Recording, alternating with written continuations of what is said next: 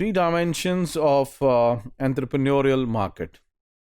Abel has given a very nice depiction of which is a 3D depiction which reflects the dimensions of entrepreneurial market. तो अगर आप ये देखिए तो Y axis पे हमें कस्टमर नीड्स नज़र आ रही हैं. अच्छा, अब ये बेसिक से शुरू हो जाए. बेसिक नीड है फंक्शनल. ये बुनियादी तौर पे जो लाइटनिंग मार्केट है उसके हवाले से कि आपको कमरे को रोशन करने के लिए जो प्रोडक्ट चाहिए वो क्या हो सकती हैं, उसके क्या फ़ीचर्स हैं जो कि रिक्वायर्ड हैं, और कस्टमर्स कौन हैं, और क्या क्या अवेलेबल टेक्नोलॉजीज़ हैं जिस पे बेस करके मुख्तलिफ प्रोडक्ट्स बनाई जा सकती हैं टू लाइटन योर रूम. तो उसमें जो पहली रिक्वायरमेंट है वो फंक्शनल है. फंक्शनल का मतलब है कि आप चाहते हैं कि आपका जो कमरा जो है वो रोशन हो जाए. दूसरा जो है उससे ज़्यादा थोड़ा हमारी रिक्वायरमेंट है या जो हमारी एक्सपेक्टेशन है, मज़ीद जो नीड है वो हो सकती है कि प्राइस कम हो. अब ये प्राइस उसकी प्रोडक्ट की भी कम हो और उस प्रोडक्ट को इस्तेमाल करने की प्राइस भी कम हो. तो उसी के साथ मेंटेनेंस, जो मैं नहीं चाहता कि मुझे उसको कोई सच कोई ट्रिकी या कॉम्प्लिकेटेड या एक्सपेंसिव उसकी मेंटेनेंस करनी पड़े. मेंटेनेंस फ्री हो. देन एटमॉस्फेयर, कि वो एक खूबसूरत एक अच्छा और एक गुड लुकिंग इन्वायरमेंट बना दे.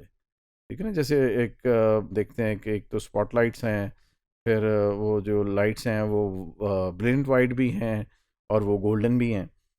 फिर ड्राइंग अटेंशन एंड हाईलाइटिंग. फिर हमें ऐसी भी लाइट्स चाहिए जो कि आपकी एकदम अटेंशन अपनी तरफ खींच लें, आपको मुतवज्जो करें, और या वो कमरे में, हॉल में ऐसी चीज़ें जिनको आप हाईलाइट करना चाहते हैं, जो आप दिखाना चाहते हैं वही नज़र आएँ, जो आप नहीं दिखाना चाहते हैं वो छुप जाए.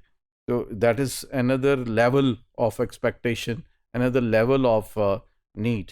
तो starting from the basic functional need, हमारी जो उससे एक्सपेक्टेशन है वो बढ़ती चली जा रही है. Then maybe romantic light, जो कि जो रूम है उसको, उसका इन्वामेंट जो है वो बड़ा अच्छा, बड़ा एक रोमानवी सा माहौल पैदा कर दें इफ़ रिक्वायर्ड. अच्छा, अब ये जो इसके कस्टमर कौन से हो सकते हैं, ये एक्स एक्सिस पे हमें इसके कस्टमर नज़र आ रहे हैं कि कौन कौन से पॉसिबल लोग हैं जो कि लाइट्स ख़रीदने में इंटरेस्टेड होंगे. तो उसने कहा कि ये कोई आपको फैक्ट्री में लाइट्स चाहिए हो सकती हैं, आपको ऑफिस में लाइट्स चाहिए हो सकती हैं, आपको स्टोर के लिए चाहिए हो सकती हैं, आपको रेस्टोरेंट या बार्स के लिए चाहिए हो सकती है. तो ये here we are talking about the commercial customers, जिन्होंने किसी कमर्शियल एक्टिविटी या कमर्शियल फैसिलिटी में लाइट्स इस्तेमाल करनी. तो आप ये देखिए कि क्या पॉसिबल टेक्नोलॉजी हो सकती है. वो एलईडी हो सकती हैं, और ट्रेडिशनली कैंडल स्टिक्स, मोमबत्तियाँ, उससे भी तो लाइटिंग हो सकती है. देन आयनाइजेशन, ये जो एक पिछली टेक्नोलॉजी थी, और ये एलईडी, ये इस वक्त पॉसिबल जो टेक्नोलॉजीज़ हैं जिसको बेस करके हम मुख्तलिफ लाइटनिंग इक्विपमेंट बना सकते हैं. तो अब ये 3D के ज़रिए आप देख सकते हैं कि अगर लेट्स से एलईडी है, तो एलईडी जो है वो आपकी एटमॉस्फेयर को भी कवर कर रही है, अच्छी एटमॉस्फेयर दे रही है. फिर इसके अलावा ये इसके कस्टमर फैक्ट्री में भी हैं, ऑफिस वाले भी हैं, स्टोर वाले भी हैं, और ये एक बड़ा क्यूब बन जाता है जो कि इसकी एक बहुत बड़ी एक्सेप्टेबिलिटी को शो करता है. तो अगर हम कैंडल पे चले जाएंगे या आयनाइजेशन में चले जाएंगे तो प्रॉबेबली वो आपको इतना बड़ा ग्रुप नहीं मिलता. फिर दूसरी इसके ऊपर एक और ख़ूबसूरत एबल ने जो इसको प्रेजेंट किया है वो है ये अपर क्यूब. तो this upper cube basically is referring to extended customer need coverage from using LED और बीम फोकस टेक्नोलॉजी. के यही कस्टमर है जिसकी एक्सपेक्टेशन, फिर पहले आप इस तक रहते हैं, फिर यही क्लाइंट, यही ग्रुप है जिसकी एक्सपेक्टेशन पहले से बढ़ जाती है, तो फिर अकॉर्डिंगली आप अपनी उस प्रोडक्ट में तब्दीली करते हैं उसी टेक्नोलॉजी की बेस पे। बिकॉज अगर उनकी पहले लेट्स से रिक्वायरमेंट थी कि एटमॉस्फेयर अच्छा होना चाहिए, तो फिर बाद में उसकी रिक्वायरमेंट ये चली गई कि इसमें तो उसके ज़रिए मुझे अटेंशन ड्रॉ करनी है और हाईलाइट करनी है उन पेंटिंग्स को जो कि मैंने रेस्टोरेंट में लगाई हुई हैं, या कोई और ऐसी चीज़ें जिसको आप हाईलाइट करते हैं। तो ये जो जो उनकी एक्सपेक्टेशन बढ़ेगी, वैसे ही आपका ये देखिए ये एडिशनल क्यूब जो है वो डेवलप होता चला जाएगा। तो इनिशियली आप ये अर्लियर मार्केट को कवर करते हैं और फिर उसी टेक्नोलॉजी को एक्सटेंड करते हुए आप एडिशनल रिक्वायरमेंट्स जो हैं उनको भी फुलफिल कर पाते हैं।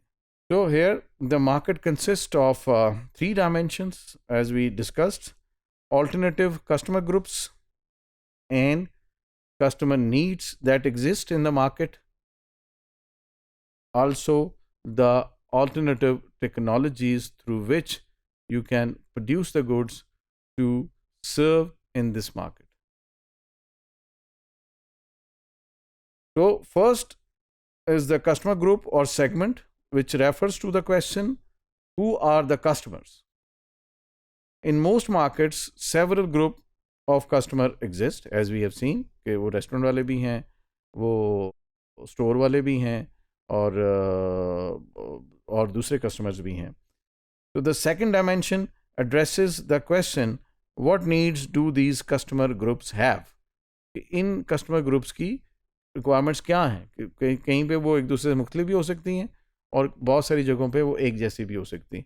बेसिक एक जैसी होती हैं और उसके अलावा जो उनको समझ आता है कि ये मेरी मिनिमम रिक्वायरमेंट है, तो वो उसको पहले उस तक रहते हैं, लेकिन वो वहाँ तक रहते नहीं हैं, वो उनकी रिक्वायरमेंट बढ़ती चली जाती है।